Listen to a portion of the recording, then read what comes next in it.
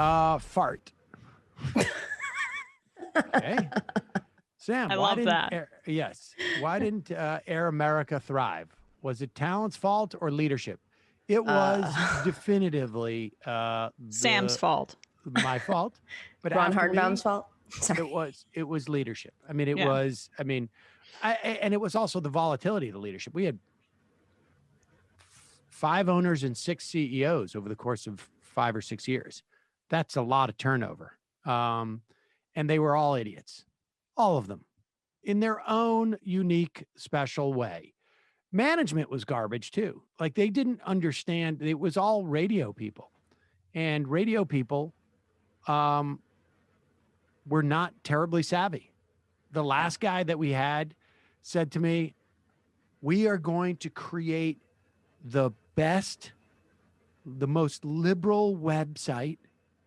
This is a guy, incidentally, who contributed to Mitt Romney. "We're going to contribute the most liberal website. We're going to beat HuffPo, and we're going to have an independent radio station." And I was like,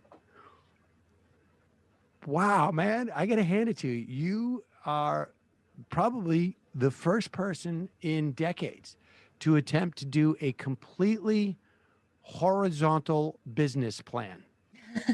And I said, you should open up a shoe store and refuse to advertise on either one of your other properties.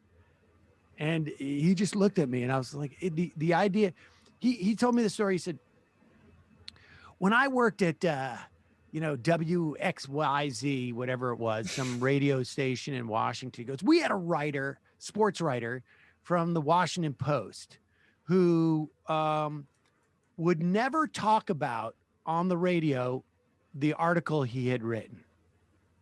And I was like, that's the stupidest thing I've ever heard in my entire life. You both didn't get your money's worth out of that guy. Like he didn't, he thought that they had to be sequestered as opposed to like integrated. What year was this?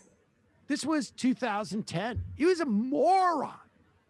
And he's now like, he's still doing well. The last time I saw him was at like some like charity thing, the one charity thing, like luncheon type of thing I had gone to that was associated with radio. I can't remember what it was. I feel like somehow Richard Kind was involved in it, but he was there. I ran into him and he looked at me and he goes, "Are you thriving, Sam?" And I just said, "Excuse me." What does that mean? It was just his way of just being like, and then he said, like, I heard, this was years and years ago. And he goes, I heard that you brought my name up at a panel at Netroots. And I said, oh, yes. No, I totally trashed you. And I said, that was the moment where I felt the most thrivey. And that was it. Wait, you have wait, you now. said that? You said that to his face. Yeah. Oh, yeah. Oh, yeah. No, he knew I hated him. And he just like, the whole culture is like, we pretend like you don't hate each other. And I'm like, no, I don't do that. I know. I admire that. It's like, that's something you do just casually. And I would never in my life say something like that to somebody to their face. That's always been my a huge liability, is that like, it's really important to me that when I have an issue with someone that they know it. And that's not an attribute that helps in life. That is not a good attribute. Right. Really, I mean, but it could just be like that. It could be me where I like keep it in or like talk to my like friends behind that person's back, or then I'm passive aggressive. At least you get it out of the way. Yeah, no, I don't know how to be passive aggressive. I only know how to be aggressive or aggressive. I'm passive aggressive with Sam. Like, do you wanna open the window? Yeah.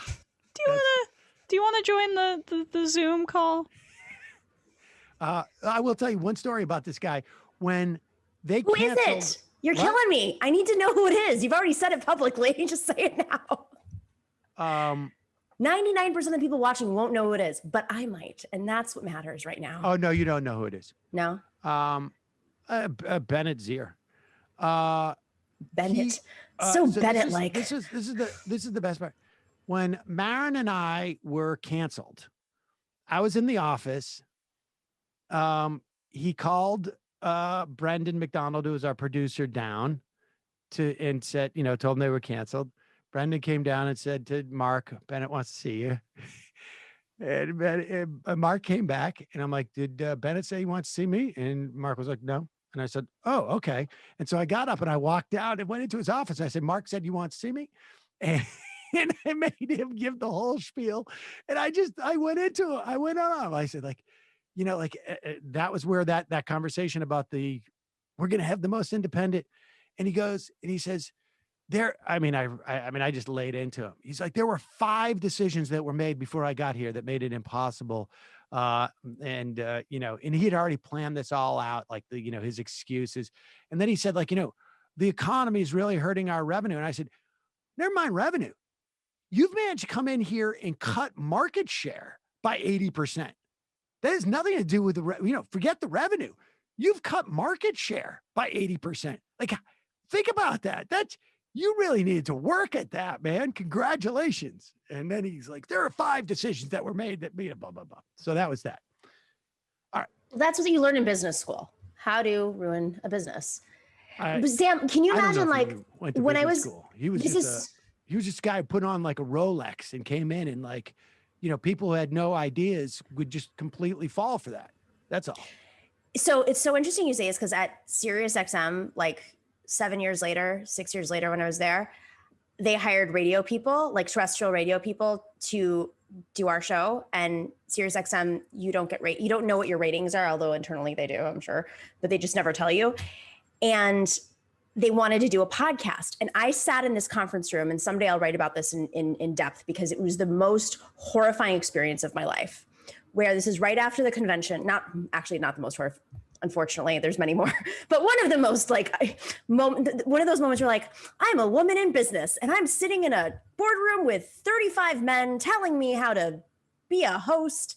So what had happened was I had been at the 2016 convention and there was a photo of me protesting the war general on stage, standing up with a flag over my mouth. And they put the flag up and they put this picture up and they said, we're going to cut your show if you don't apologize for that. Really? Uh-huh. Oh, geez. And what did you say? And I also recorded it because I'm not an effing idiot. So I was like, this is going to come on the show. This is going to come in handy someday.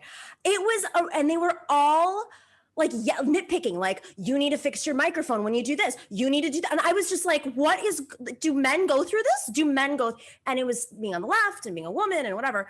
But they just promoted our show and they said, you can't act like this. So John Kerry's our Secretary of State. He protested a war. Why am I not allowed to protest a war? Right. Go after yourself.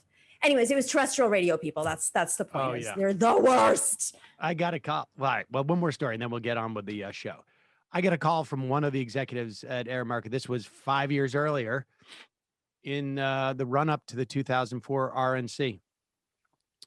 And the guy calls me, he's in a different office and he calls me and he goes, hey, and incidentally, I recorded every single phone call when I worked there.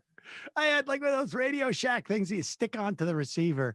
That is just what I did. I was doing all these prank phone calls and I would record everything. And because Lenny Bruce used to do that. He had a briefcase that he would carry around that had a recording device. And so I was just convinced that I should be recording everything. And the guy calls and he says, listen, I just want to make sure that you and Janine are aware that you cannot promote violence at the RNC. And I was like, oh, okay. What's this about? He goes, well, I just want to, give you a heads up. And I was like, is this about the whole Molotov cocktail thing? And he's like, what? And I said, look, we were not telling people to throw them. We were just describing how you make them. That's different. We weren't in any way encouraging anybody throwing them. He's like, what? You can't do that. And I'm like, well, look, people ask the question and we just want to be able to be there with the answers. And so we answered and he just lost it. I'm just laughing. I didn't say anything about it, but it was just these people were just not the sharpest tacks.